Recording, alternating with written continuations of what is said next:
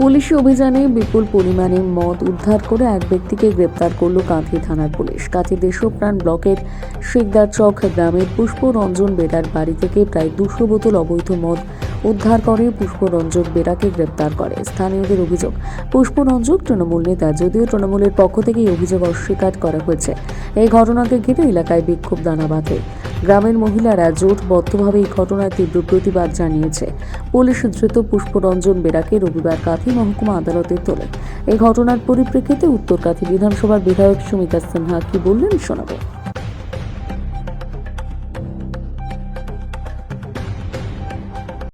বলছি দিদি, যত নির্বাচন এগিয়ে আসছে তবে দেখা যাচ্ছে যে অবৈধ মদের যে রমরমা বেড়েই চলেছে। তো আজকে আপনার নজরে থাকা সত্ত্বেও একটা হাতে নাতে ধরলেন, পুলিশকে সঙ্গে নিয়ে কি বলবেন? নজরে থাকা সত্ত্বে না, নজরে ছিল বলেই ধরতে পারলাম।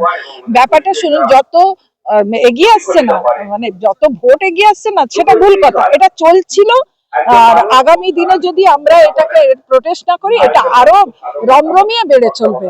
সেই জন্য আজকে মেয়েরা যেটা করেছে ঠিক করেছে, এবং তার থেকেও আমি বলবো প্রশাসন আমাদের অনেক সহায়তা করেছে। আমি প্রশাসনকেও ধন্যবাদ দিচ্ছি।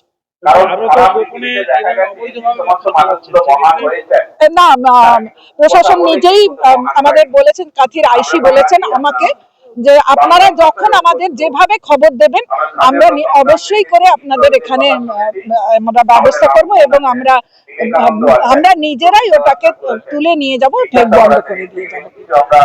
কারণ মেয়েরা এতটা অ্যাগ্রেসিভ হয়ে গেছে, মেয়েদের কথা না শুনলে কিন্তু আরো আগামী দিনে আরো বড় কিছু হতে পারে। সেই জন্য আমি বসে হয়তো সবাইকে বুঝিয়েছি, কিন্তু আগামী দিনে কেউ কারোর কথা শুনবে না, কারণ প্রত্যেকের বাড়ি নষ্ট হচ্ছে, ঘর নষ্ট হচ্ছে।